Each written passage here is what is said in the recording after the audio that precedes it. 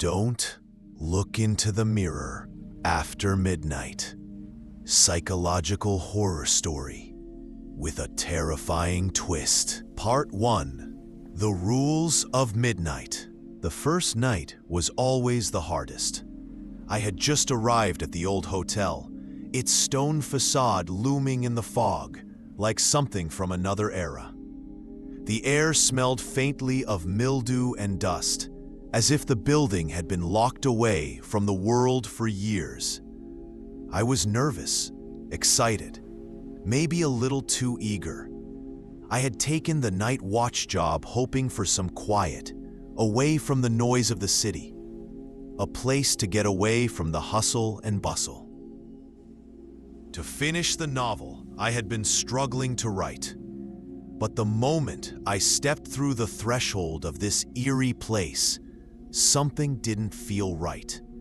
There was a hesitation in his voice, an unease that made my stomach churn. His hands tightened on the paper before releasing it to me. I took the paper from him, the coldness of it sending a shiver up my spine. His eyes didn't meet mine as I unfolded it. "Don't break them," he added in a whisper. As though he was afraid the building itself could hear him. "Don't break them, especially after midnight." I paused, looking at him. His face was pale, the shadows under his eyes giving him a ghostly appearance. He didn't say another word, only nodded, and then walked away quickly, his footsteps echoing in the silence. I stood there, holding the paper, my heart racing with questions. The dim lighting flickered above me, casting long, twisted shadows across the walls. The faintest whisper of wind outside seemed to get caught in the creaking of the ancient building, a sound so faint, yet so persistent. It was like the hotel itself was alive, breathing, watching. The manager, a gaunt man with deep-set eyes, handed me a small folded paper. I noticed his hands were trembling as he passed it to me, his eyes darting around nervously, as though he feared something would happen the moment he left. He seemed too on edge to be merely handing over a set of instructions. "These are the rules," he muttered, his voice low. "Follow them, or else."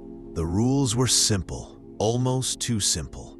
Do not look into the mirror after midnight. At first, it sounded like one of those superstitions. I laughed it off, thinking it was a quirky old custom. But something about the way he said it, I couldn't shake the feeling that there was something deeper, something dangerous about it. As I scanned the rest of the rules, I found a second one that made my blood run cold. If the lights go out, do not turn them back on. Do not touch the switch. The rest of the rules were just as odd, but nothing seemed as important as the first two. I slid the paper into my pocket, my hands shaking slightly. The silence around me felt suffocating now, heavier than before, as if the hotel itself was pressing in on me. I walked down the narrow hallway to my assigned post, the floorboards creaking with every step. The hotel had a strange smell, like it hadn't been touched in years. But the strangest thing was the way the air felt, thick and stagnant, like something was hanging just out of sight. I took my seat at the desk, trying to focus on the task at hand. But the silence was deafening. The old clock on the wall ticked slowly, and I found myself glancing at it more often than I cared to admit. The first rule about the mirror, I kept thinking about it. I wasn't sure why I kept going back to it, but the image of the mirror in the hallway kept coming back to me, haunting me. There was something odd about the way it hung on the wall. The glass seemed too perfect, almost unnatural, as if it had been placed there intentionally, waiting for something or someone to look into it. The minutes dragged on, stretching out in front of me like a maze. The clock ticked louder now, each tick reverberating in the stillness. At 12:15 a.m., the sound of faint tapping echoed from the hallway. Knock, knock. It wasn't a soft knock like someone at the door. It was deliberate, the kind of knock that cuts through the silence and makes the air feel thick. I froze, my heart racing. I wasn't expecting anyone. I wasn't supposed to leave the office, but the knocking continued. Knock, knock, knock. The air grew heavier with each passing second. I slowly rose from my chair, instinctively walking toward the door. My hand hovered over the handle, but something held me back. I glanced at the mirror, and that was when I saw it. For the briefest moment, I thought I saw a figure behind me, a shadow so faint that it could have been my imagination. But the more I stared, the more it seemed real. A man, his face distorted and stretched in an unnatural grin. My blood ran cold. I turned around, but there was nothing there, just the empty room.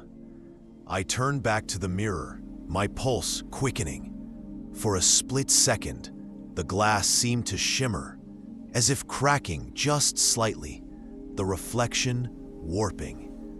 I stepped back, heart pounding in my chest. I had broken the rule. A cold chill ran down my spine. I knew, deep down, that something was wrong, but I had no time to think about it.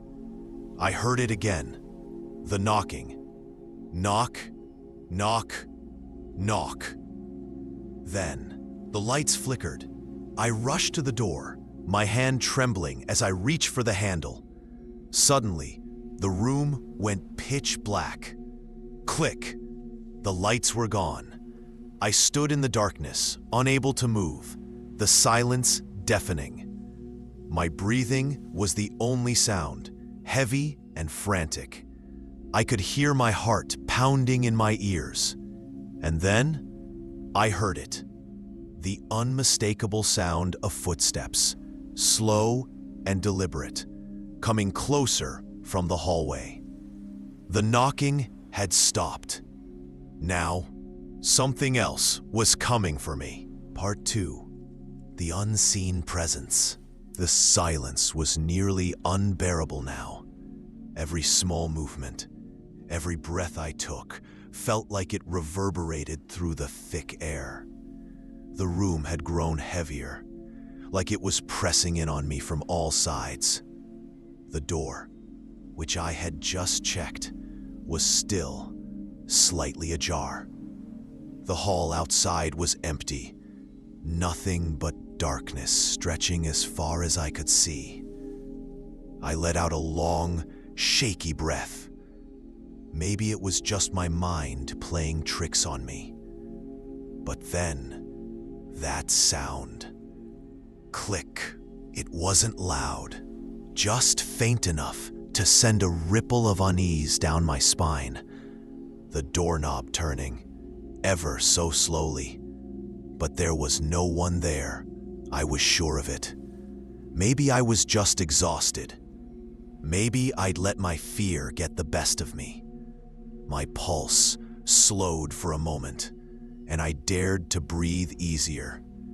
Was I just hearing echoes of my own breath? Or had something learned how to mimic it? I couldn't tell if I was going insane, or if something truly was in the room with me.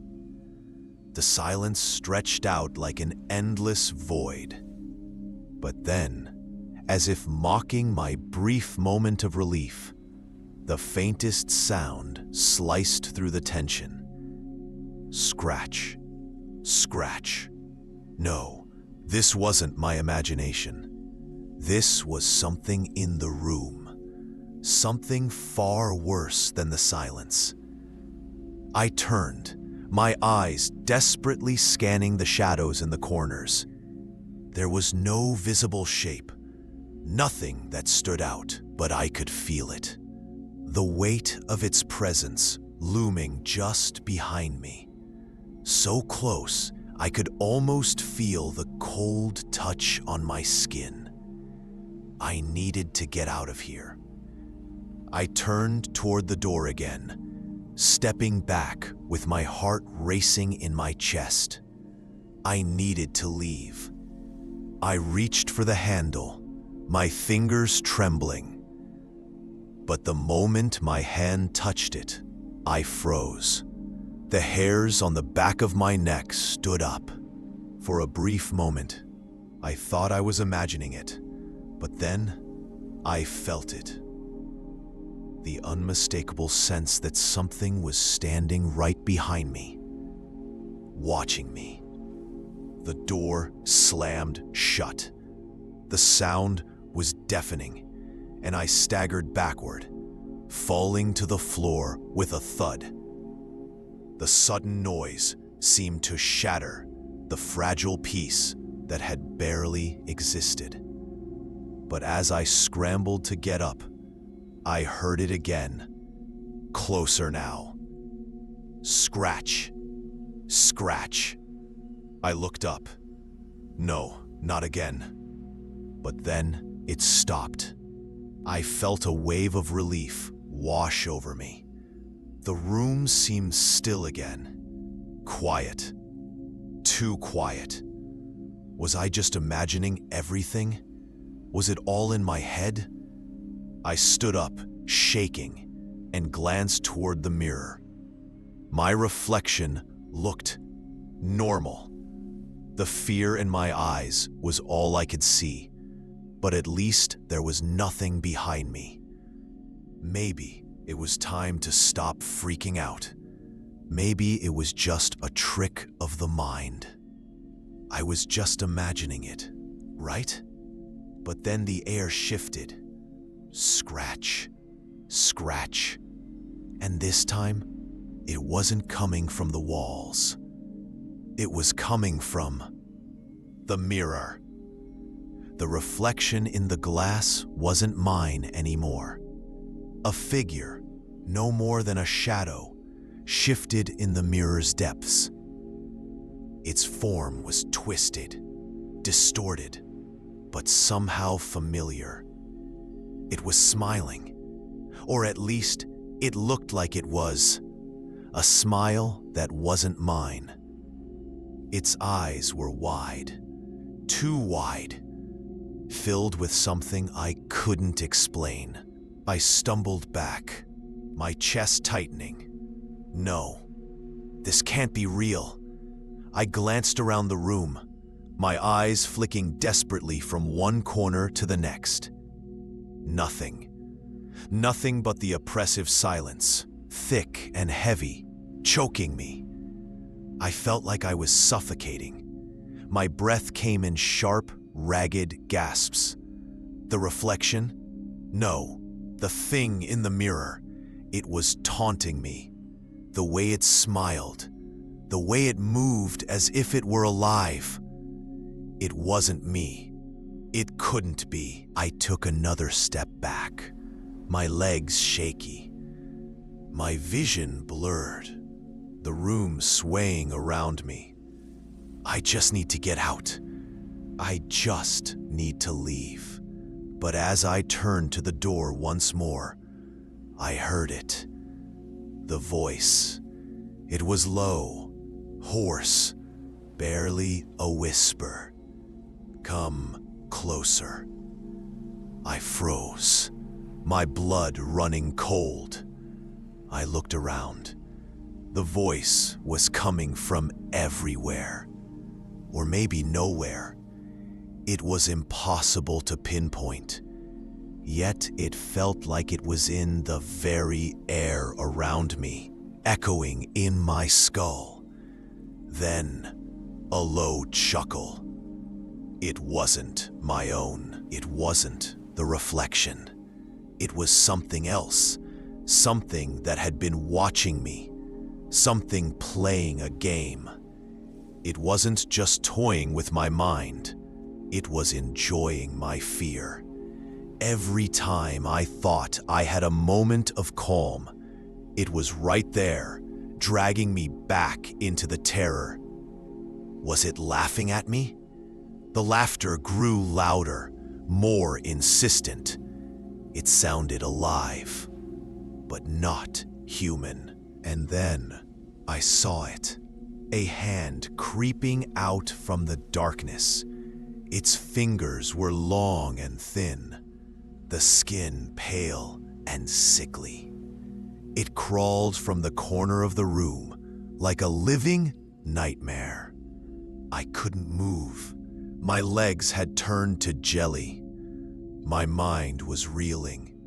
The hand reached for me, the fingers curling into the air. I wanted to scream, but the sound caught in my throat. It was as if the very air had turned to stone. I couldn't escape. Part 3. The Voice in the Dark. At first, I thought the silence meant it was over. My heart still pounded, but nothing moved. The scratching had stopped. The air, though thick and metallic, felt still for the first time in what felt like hours. I imagined it all. I whispered to myself, clinging to the sound of my own voice like a life raft. I was trembling, but for one brief moment, I believed I had endured the worst. I closed my eyes and forced a breath into my lungs. In, out. I even managed a soft laugh. Dry, hollow, broken, desperate. False relief. And then it began again. It didn't start with scratching this time. It started with a hum, a low, vibrating frequency that seemed to buzz at the edges of perception, like the distant thrum of electricity under flesh. Then came the other sounds. A faint click, like fingernails tapping on glass, followed by a slow, tearing noise, not loud but persistent, like wallpaper being peeled away from a rotten wall. And then, worse, breathing, but not mine. Ragged, irregular inhales and exhales, as if someone or something was standing inches away, breathing directly onto the back of my neck. I spun around. Nothing, but something shifted. A pressure in the air, like a vacuum, opening briefly, then closing. And then came the scratching. But this time, it was everywhere. Thousands of tiny claws dragging across the walls, the ceiling, the floor, beneath my skin. It was a chorus of friction, like a million fingernails, scraping along glass and bone. "Make it stop," I screamed, clutching my head. But my voice was swallowed by the sound. I stumbled back, and as my fingers brushed the wall, it shuddered. The wallpaper wrinkled under my touch, like skin. I jerked away, my vision blurred. The room, it didn't look the same. For a moment, I thought I was back in my childhood bedroom. The striped blue wallpaper, the tiny dinosaur lamp, my mother's silhouette in the hallway, tall, comforting. "Mom," I whispered. She didn't move. Then the light flickered, and her face was gone, just a hollow void, leaking static. When the light blinked again, the image was gone. What the hell is happening to me? Memories didn't feel like memories anymore. They felt present. The past bleeding into the now. I dropped to my knees, trembling. Was I dreaming? or remembering, or neither. I couldn't tell. And then, a voice. You brought this on yourself. It echoed from every direction at once, distorted, layered, like 3 different versions of the same sentence, playing in perfect dissonance. You opened the door. I pressed my hands to my ears, but the words were inside me. You looked in the mirror. I gasped, because it was my voice, slightly warped, dragged through static, but unmistakably mine. Suddenly, the temperature dropped. My breath crystallized midair, and the room plunged into a biting cold. The shadows grew longer, too long.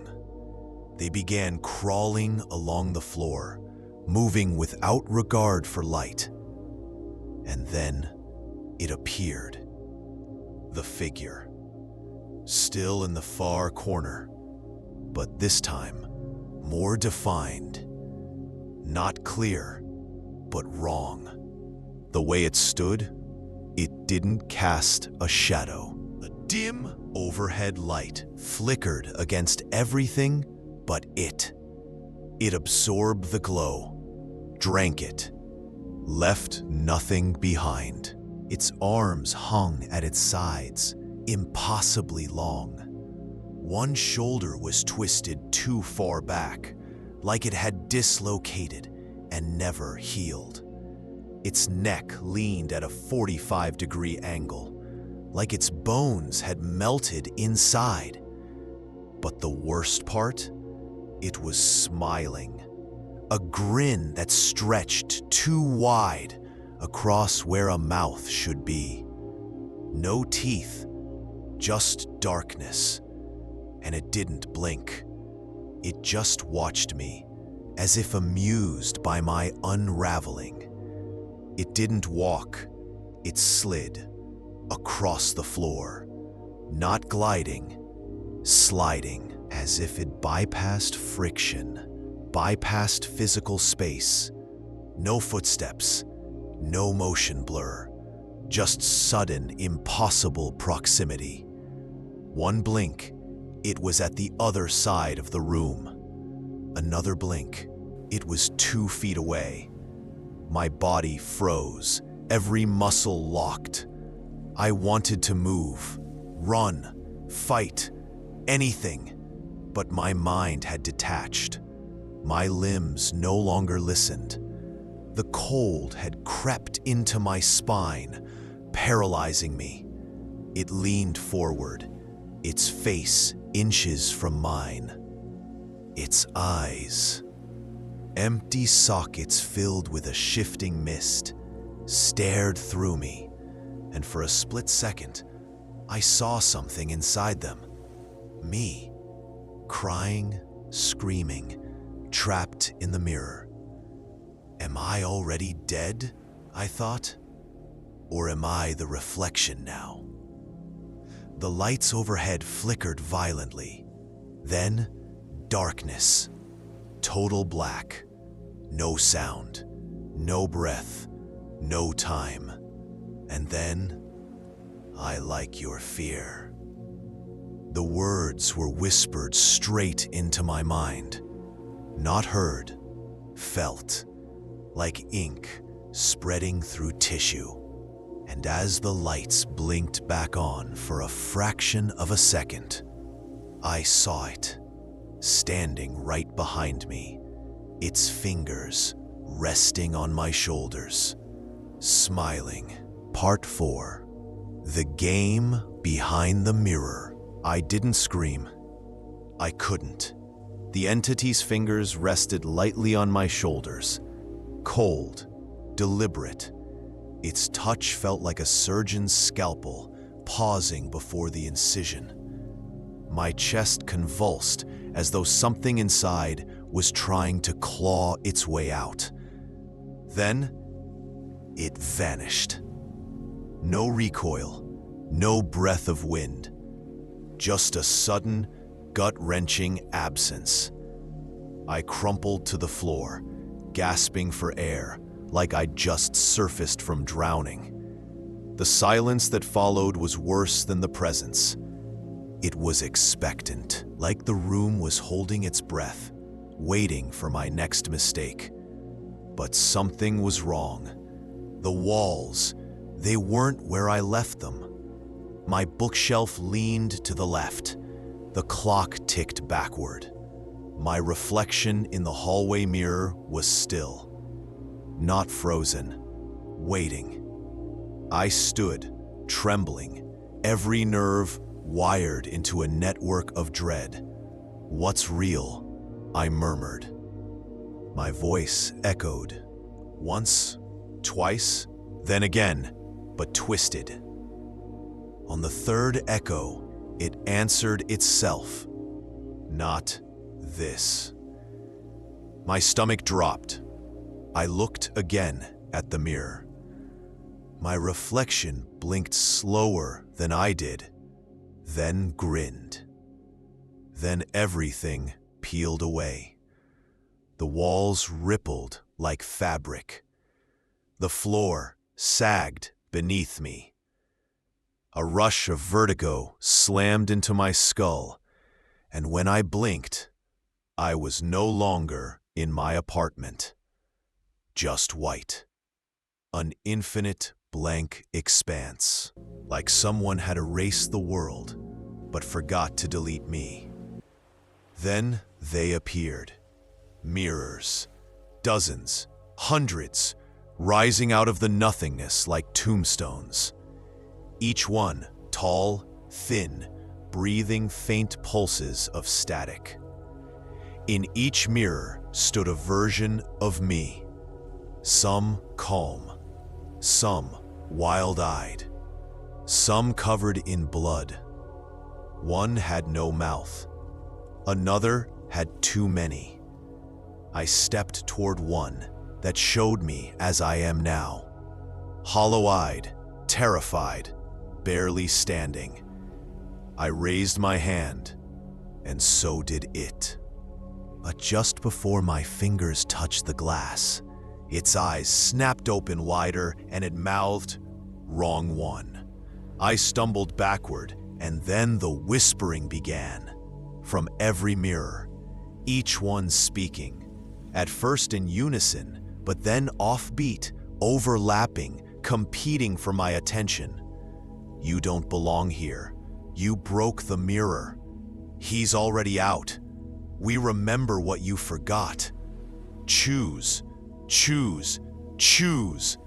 Their voices merged into a rising tide, mocking, familiar, overwhelming. I clutched my ears, but it didn't help. The voices weren't just outside. They were inside, crawling through my memories like roaches, peeling open thoughts I hadn't touched in years, whispering names of people I'd forgotten, moments I'd buried. I turned to run, but every direction was more mirrors. No doors, no edges, just more of me.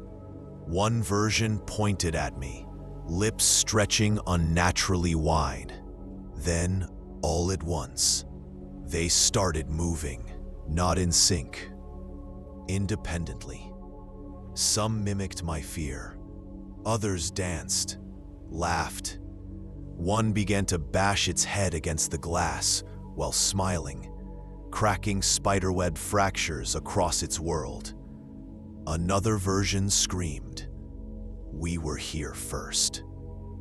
I spun, dizzy.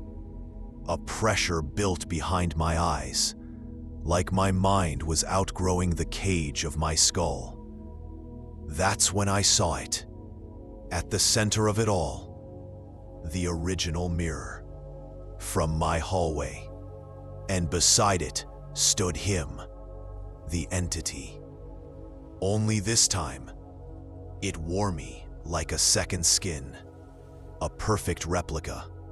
Same scars, same slouched shoulders, same eyes, but too still, like taxidermy. Its mouth moved, but no sound came out. The voice instead bloomed from the mirrors around me, forming words out of chaos. This was never your home. You broke the boundary. Now the inside wants out. The entity stepped aside. Behind it, the mirror shimmered, not reflective, but open. A doorway, an invitation, a test. But as I stepped closer, doubt gnawed at me. What if this wasn't the first time? The sensation hit me like a forgotten dream slamming into the waking world. Deja vu twisted into deja dread. I'd been here before. Maybe not in this life, but in one of the other mirrors, in one of the other versions of myself. The entity whispered one word: return. My vision wavered. The mirrors cracked, each one just slightly, and through the fractures, I saw something horrifying. Not just versions of me, realities where I never escaped. Worlds where the thing got out, where I became it, where I never stopped looking into the mirror. I turned to the final mirror. My reflection waited patiently, hands at its side. But I wasn't sure anymore which one of us was on the outside and which one was waiting to be let in. Part 5. The Mirror Maze. I stepped toward the glowing mirror. It pulsed like a heartbeat. Mine, or maybe his. Each step felt heavier, as if I was walking through thickening air. My breath labored, my thoughts unfurling like ancient scrolls written in panic. The closer I got, the more the entity smiled. Not with cruelty, with pity. "Is this what you wanted?" I asked. My voice cracked. I didn't know who I was speaking to. The creature, the mirrors, or myself. In response, the reflection inside the glowing mirror blinked slowly. Not me. You. That voice didn't come from outside. It came from behind my own thoughts, like it had always been there. I turned to run, but there was nowhere left to run to.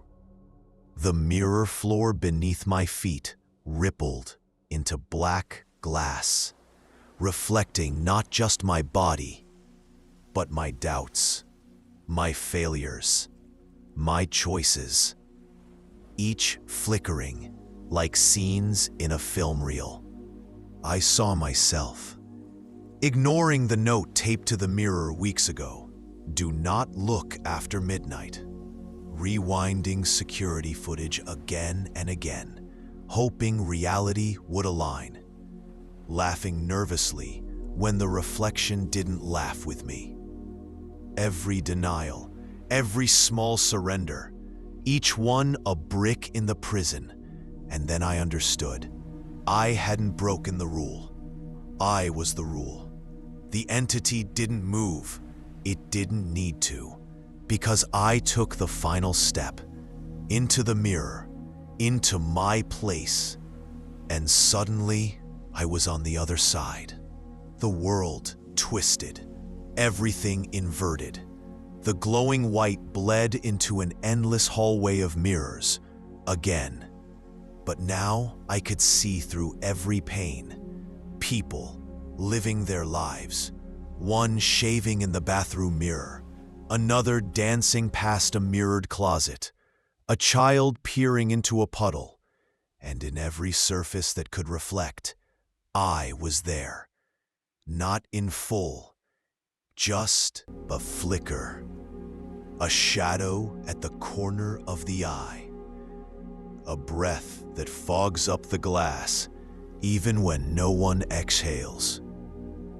I tried to scream, but my mouth didn't move. I had no control. I was now the thing behind the mirror, watching, waiting, bound by some ancient mechanism of fear and memory. And then I saw him, me, back in the hallway. Same eyes, same scars, same breathless dread. He stood frozen before the hallway mirror, where I once stood, reading a note taped to the glass. "Do not look after midnight." He leaned closer. My fingertips brushed the other side of the glass, inches from his. And in that moment, I realized there never was a choice. Not for me, not for him.